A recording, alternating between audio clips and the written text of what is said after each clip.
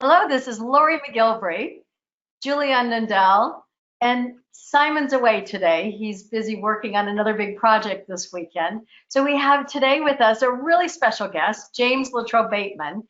He's co-founder and CEO of ReModel International. And I have the very good fortune that he's also my business partner.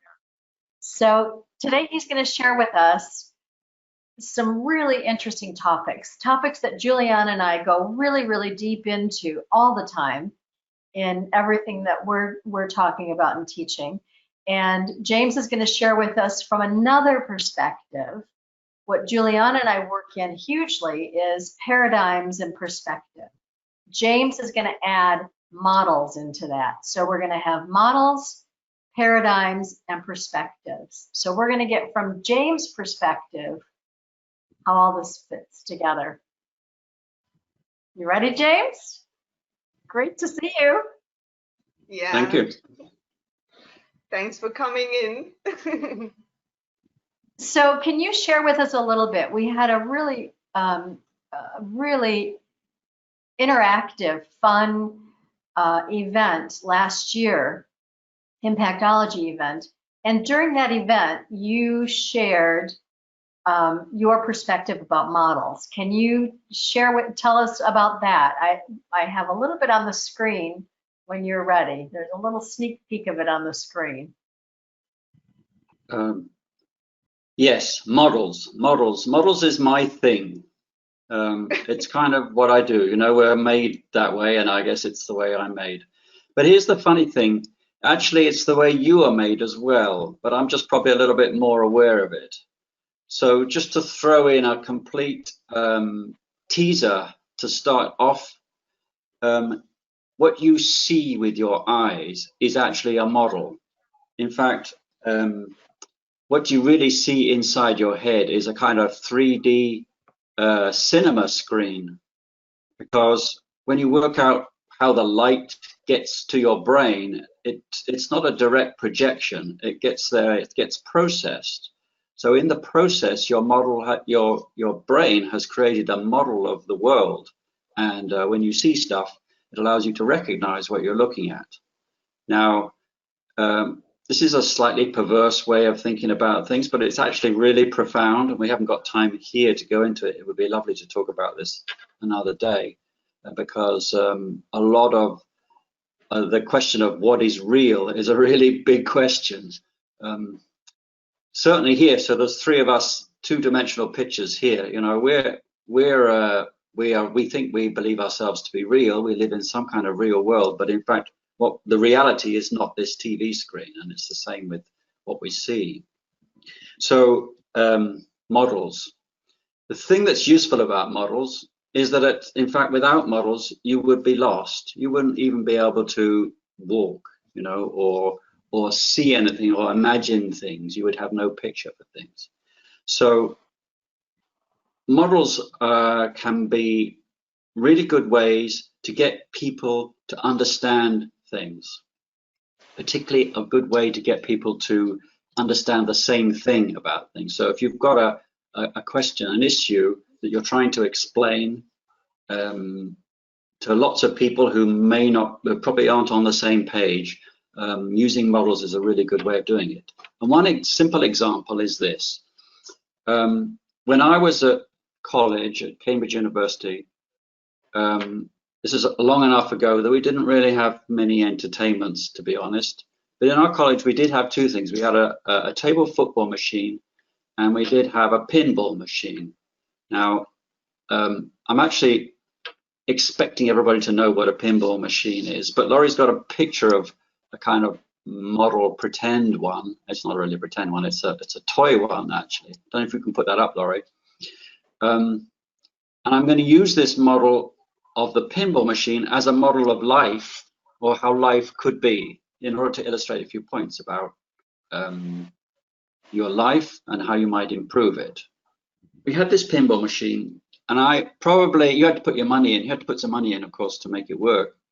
But I probably only had a couple of goes on it because I find pinball machines immensely frustrating. It seems to me it's pure luck, basically. And I know there are people out there who can make them score highly, but to me, it just seemed like a waste of money, you know. And what it boils down to is this: how does it actually work? How do you work it? So you've got a ball on a spring, and a plunger. You've got a ball on a spring, and you pull the plunger back, and the ball flies up over the top, and it kind of meets a few obstacles, and it bounces around, and eventually it falls to the bottom, and you end up with a score. So one thing you have to do is to make sure you not only point the ball in the right direction exactly, but also pull the plunger back just exactly the right amount. If you put it too hard, the ball just goes straight round the top and disappears down the plug hole, and you score 0. If you don't put it at all, or you put it at the wrong angle, it goes down through some place and maybe you score 5. But if you really know exactly what to do, that ball goes up and hits one of these bumpers where it flies off. And then if you're really skillful, you get it to fly off one bumper and it hits another bumper, and every time it hits a bumper, it goes ping, and you score another 30 points or whatever it is. And if you're really clever, you can get it to bounce between these bumpers, and it kind of just goes ping, ping, ping, ping, ping, like a kind of laser thing, scoring massive scores. In fact, if you know this Elton John song, it probably wasn't Elton John originally, Pinball Wizard, somebody else, you would know, Juliane, you're a music person. You can really score massively. So,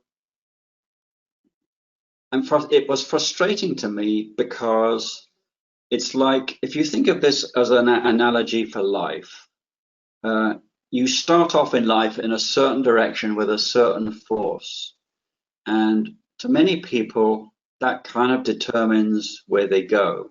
You know, if you're launched into life in the right direction with the right force, you encounter these obstacles. You kind of design your life to encounter these obstacles, whether it's going to college, getting a good job, having a profession, you know, being a singer, whatever it is, scoring points. But eventually it comes to an end, and you drop down the plug hole, and that's it, folks. That's your score. And this is, to me, too much. It's too random, you know, it's too uncertain. But for many of us, this is the way we see life, I think, actually. Now, there is something about this that is not in the pinball machine, which is really critical to life as we are trying to explain it on these MasterMind talks.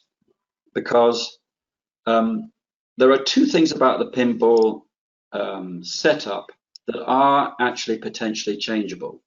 The first thing is the actual pinball setup. You can take the pins out and rearrange them. You can put them somewhere else. You can put the bumpers somewhere else. You can have a different flipper. You can rearrange the actual machine, which would potentially increase your chances of getting a good score. And if you want to think of that as being, we can all work to make the world better. It's a way of saying we're making the world better, so that people coming into this world will have a better life than we had, because we basically rearranged the pins on the pinball machine of life, the kind of environment, the world that we live in. So that's one thing that's kind of a possibility. But the other thing that's a possibility is about the ball itself. If the ball is you, if you have the ability to change your own direction, in other words, if you're not, what you do in life is not determined by how you were launched, but if in fact you find yourself going in a slightly wrong direction, or you want to change course in your life, potentially if you had the ability to change your own course, then you could affect your success in life, if I can call score success, without changing the environment. Clearly, if you could do both, then everybody would be better, and you would be better. You would be better too.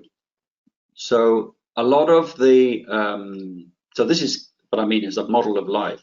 It's just making 2 points. One is we're here to make the pinball machine score higher, automatically, really, regardless of how you launch into life. But we're also here to try to steer ourselves to a better course through it. So a lot of personal development really is about steering yourself. But a lot of what you hear people talk about, like Lorrie and I are just on a Jacqueline Novogratz moral, remind me what the program's called, I forgot. Moral leadership. Moral leadership course at the moment, where she's really talking about changing the world, doing things that change the world, which is really about rearranging the pins on the pinball machine. So, but in order to be better at rearranging the pins on the pinball machine, you need to be better at redirecting yourself. You need to have that skill as well. So that's a model to try and explain a point. So everybody can visualize a pinball machine. They can play with it in their mind. They can see the ideas that I'm talking about. If I had said those things in the absence of that pinball machine model, it would have been harder for you to get what I was talking about.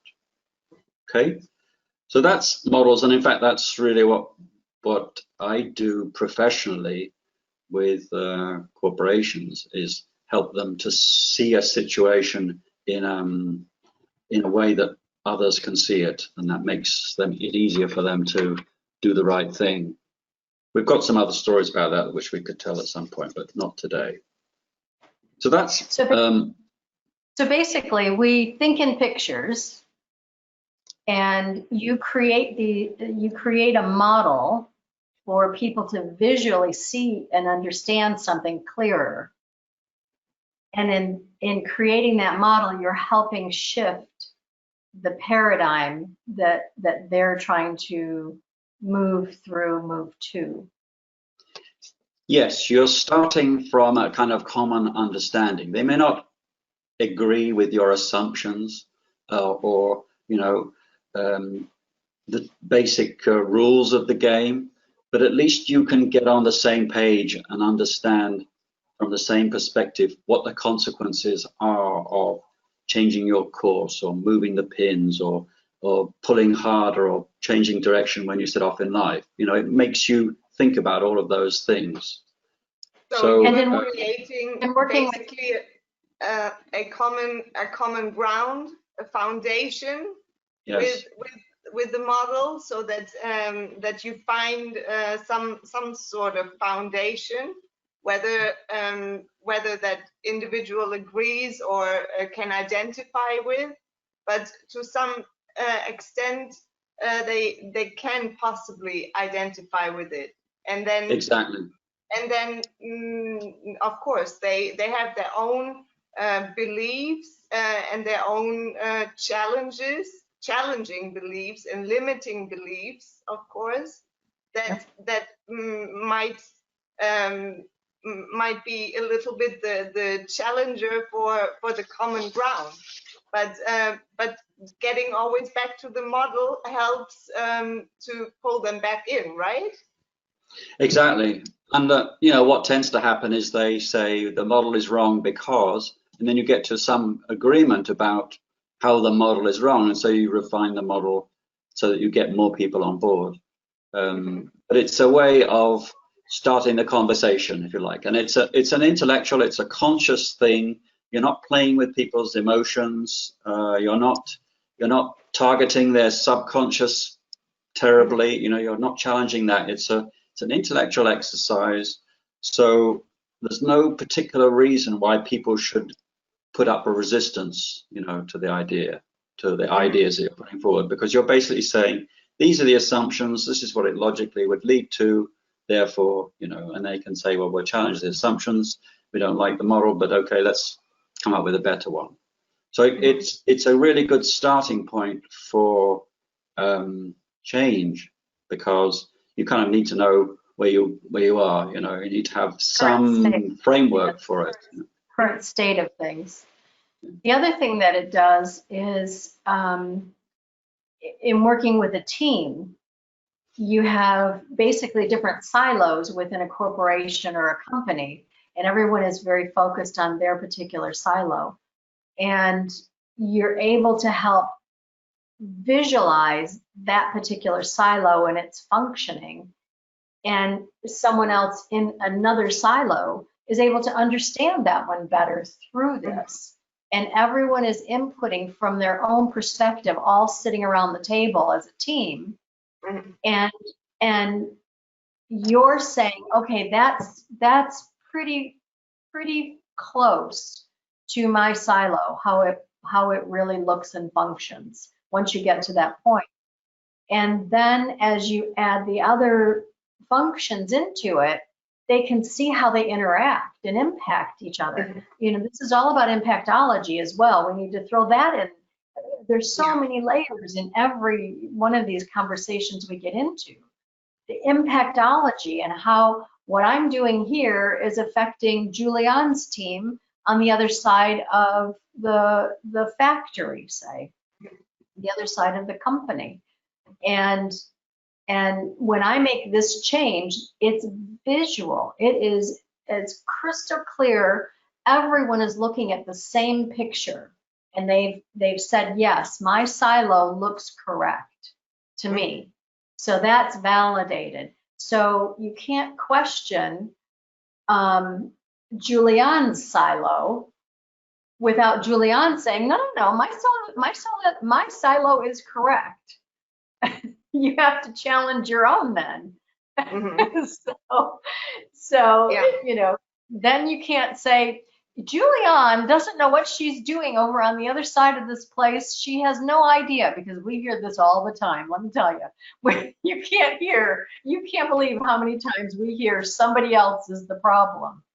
It just dissolves that.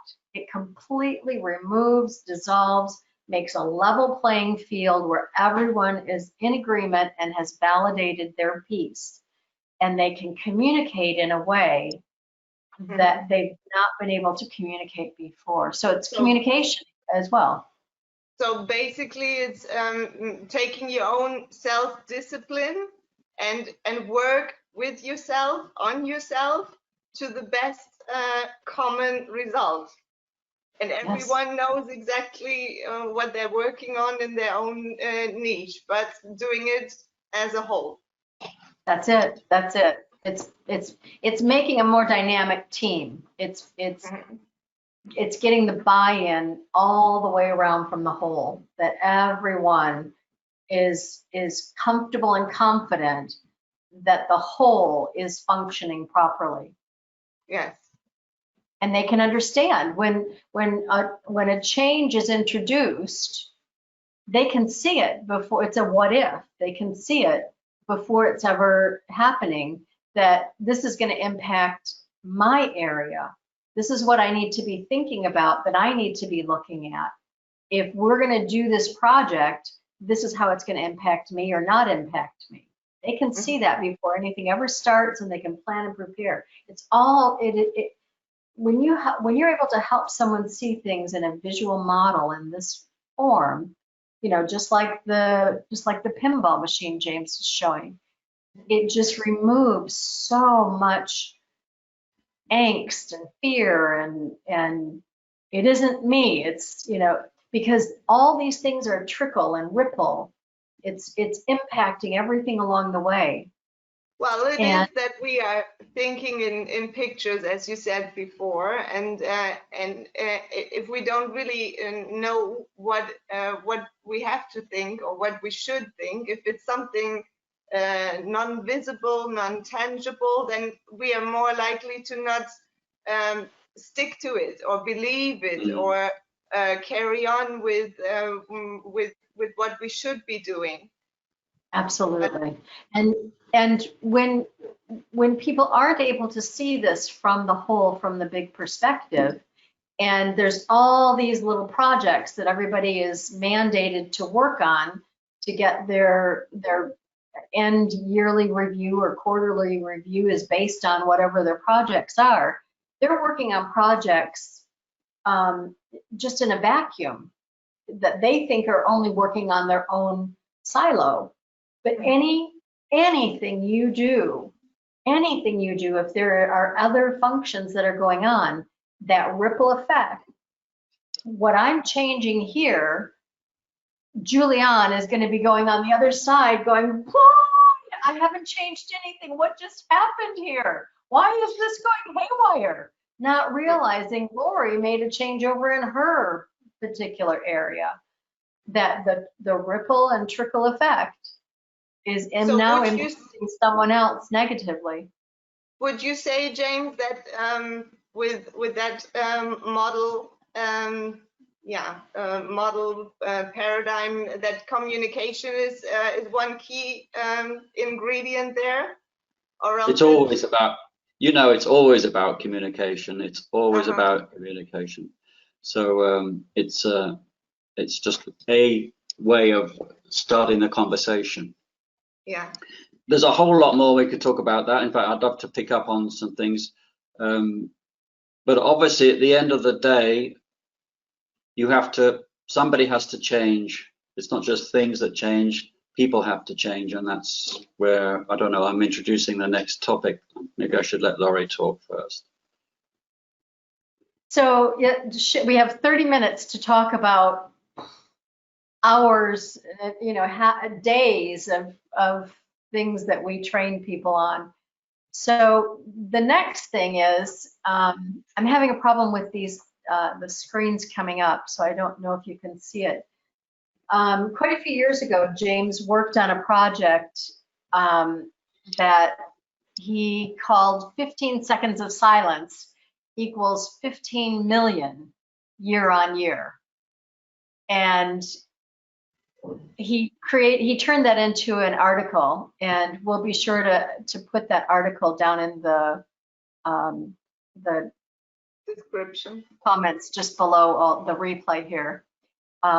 So James, can you share that story, because there is so much power and impact in it was models, it was Socratic method, it was paradigm shifting, it was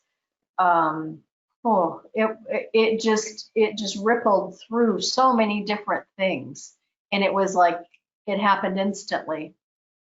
Can you share that story of 15 seconds of silence, which equaled 15 million increase year on year?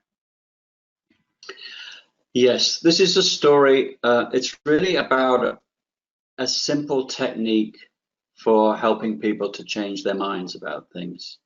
The way the story goes is, I was working in a head office of this manufacturing company, medical device company, and they had a problem in a factory about 100 miles away. And I was sent down to take a look to see if I could figure out what was going on and if there was anything that could easily be done to fix the problem.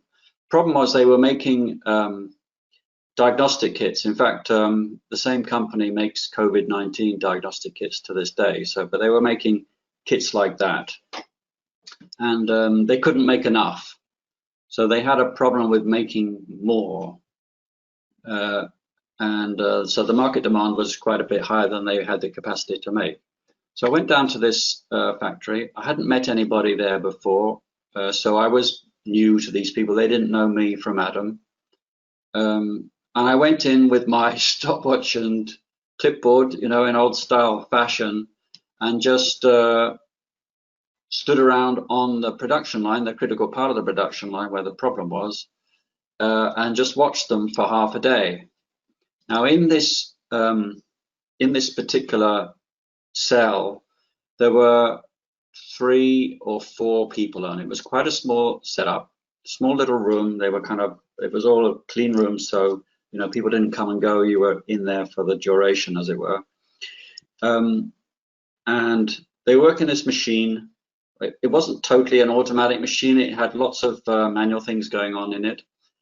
And so I watched this, and the people there, maybe we should start by talking about who the people were, because in the end, this is always a people issue. Or you think it always boils down to that, even if you think it's a machine problem. So there were really let's say there were 3 characters, main characters. One was this guy, I'll call him Martin. who was, I'd been told, quote, watch him, you know. I think the supervisor had said, watch him, like he was the, quote, troublemaker, you know.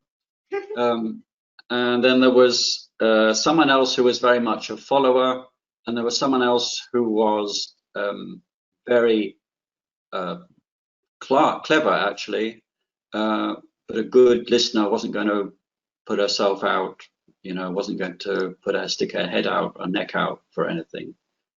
So anyway, so it was Martin was the guy. This was the guy I was supposed to watch, and he was supposed to be the problem. So in the terms that we talk about, he was the guy with the paradigm that needed to be shifted, if you want to think of it that way, supposedly. Though so far we don't even know what the paradigm was, and we don't even know what needs to be shifted, right? So anyway, I watched this machine for a few hours, made some notes, and I could see very, very quickly what the problem was. Now, it's never sufficient to simply say, I see the problem, and Mr. Martin, who knows it all, is never going to say, oh yeah, you're right. In fact, what he said to me at the very beginning, you know, when I first went in and I was introduced to him, he said, I'll eat my hat if you come up with anything. In other words, he was completely skeptical about any possibility of doing. So anyway, I could see what the problem was, and then unfortunately I'd just been learning about the Socratic Approach on some training course that I'd been on just before that, and I thought, well, this is a case where we need to apply this, because the point about the Socratic Approach is that you ask questions in a way that the person you're asking answers them himself, and in the end he comes out with the answer that you're looking for.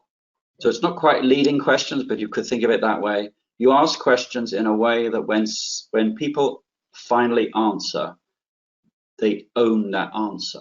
They have to own that answer, because you haven't told them what to say, they say it themselves. So anyway, the issue was to do, without going into too much detail, this was to do with a bit of a bottleneck in this thing.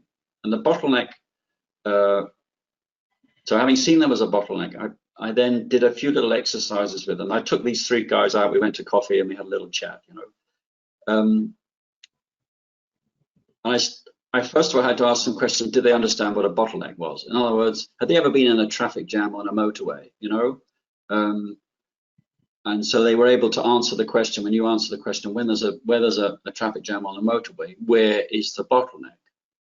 And in fact, the answer is at the place where you start to move again. In fact, it's not where you're stuck, it's the place where you start to move again. So they understood conceptually what the issue was. I didn't need to prompt them on that. They got the answers to that straight away. So then I knew, right, they had the mental wherewithal to grasp the answer when they got to it.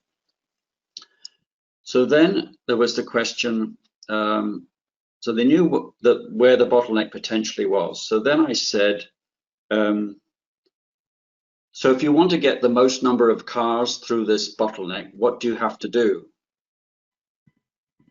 And they said, you've got to make sure there's always cars going through it. You don't want to have a point where people stop. You know, the proverbial rubbernecking that people do on motorways. I don't know if you know that phrase. You know, if there's an accident on the other carriageway, people tend to slow down to look because there's a traffic jam, even though there's no problem with that particular piece of the road. You've got to keep moving. In fact, whenever I see an accident on the other side of the road, I say to myself, bottleneck, keep moving, stay at whatever speed, you know? The guy in front may be right on his bumper, but I'm not stopping the person on it, you know what I mean? So I then said, well, what do you have to do to maximize throughput? And the answer, which this is when I then had to wait, no, I didn't quite, this is the point at which I had to shut up, because I said, what do you have to do to maximize throughput? In other words, what do you have to do to keep the most going through this? This is the point at which you then go quiet and give them time to answer the question. And it took, I'd say it took 15 seconds for the guy to come up with the answer. But it was this guy, Martin, eventually came up with the answer. you have to keep it working all the time. He's talking about the machine. So he said those words, you have to keep it working all the time. And then I took out my notebook that I had and I showed him where this machine was not working. So during the few hours I've been watching it, I've made a note of when it was working, when it wasn't working, when it was working, when it was not working. And you could see on the record that I've got that for 25% of the time at least, this machine was not doing anything because they was, quote, proverbially rubbernecking, you know, they were off doing something else. So he'd said the answer, I showed him the numbers, you know, that I'd been recording, and then he realized what the issue was. So, so the question then was, well, how are you going to do that? What's you going to do? And he came up with they came up with a suggestion, which actually involved sort of rearranging what people were doing, but they came up with a suggestion. So they actually grasped the answer in 15 seconds at the end of the day. Or the whole team, but particularly this guy, Martin, who was the guy who was going to eat his hat. Fortunately, he didn't have a hat to eat, I don't think, so that was all right. But what happened then was I went away, I went back to head office, and I said, it was like a Friday or something, I said, work the next day and then give me a call and tell me how much you made the next shift you're working. And I think they made 30% more with the same crew, same machinery, 30% more. Now, I would not have been able to get that person to have shifted his paradigm. He had a paradigm in his head that this machine was running full out. He was working as hard as he could, and there was no way you were going to get any more out of it. But in the end, his mind switched. In fact, he became a big fan, actually.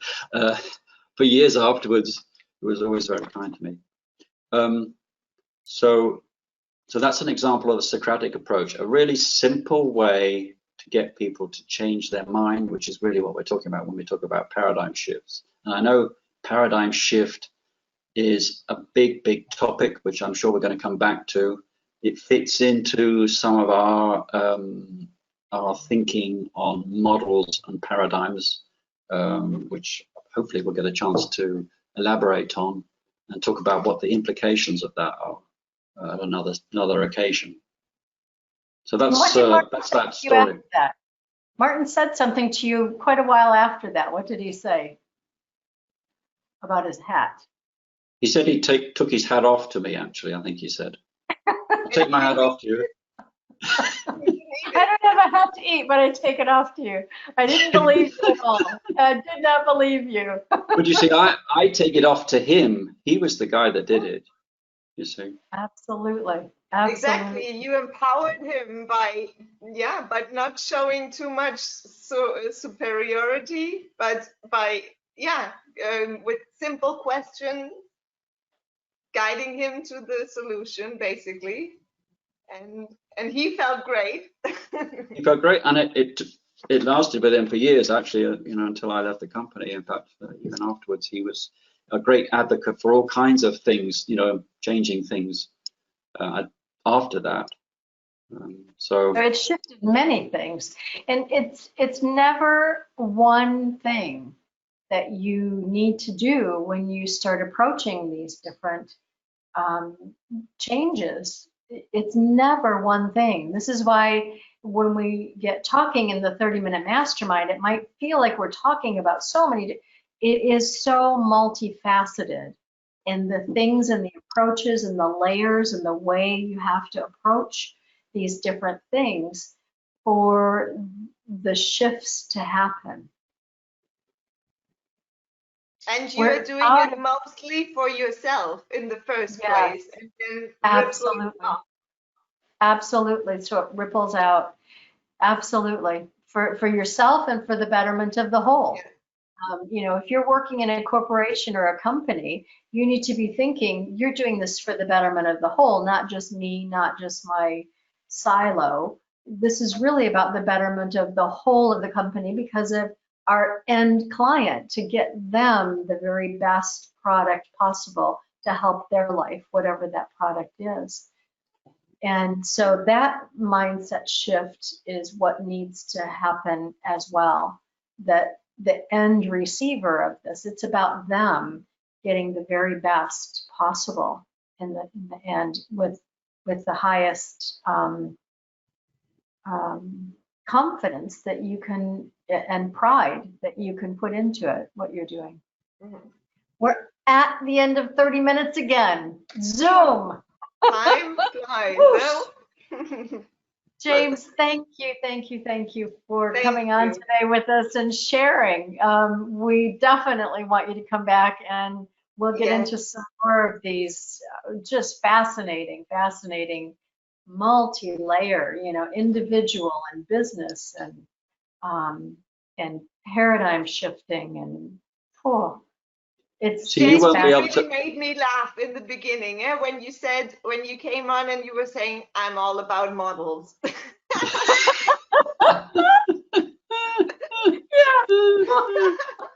It's so much bigger and so much more and so much deeper. That's just the simple model of what he does. Exactly. Got to dig deeper. I'll be honest with you, I thinking, people say the old elevator, not even the elevator pitch, but you're at a cocktail party and people will ask you, what do you do? Maybe I should say that all the time. Juliane, thank you. Great to see you again today. And we'll be back next week. And Simon should be back with us then as well. And I believe we're going to pick up where we left off last time on introvert, extrovert, ambivert. Exactly. Wishing you an amazing week ahead, and we'll see you next Friday. Mwah. Have a great week. Thank you. Ciao. Ciao.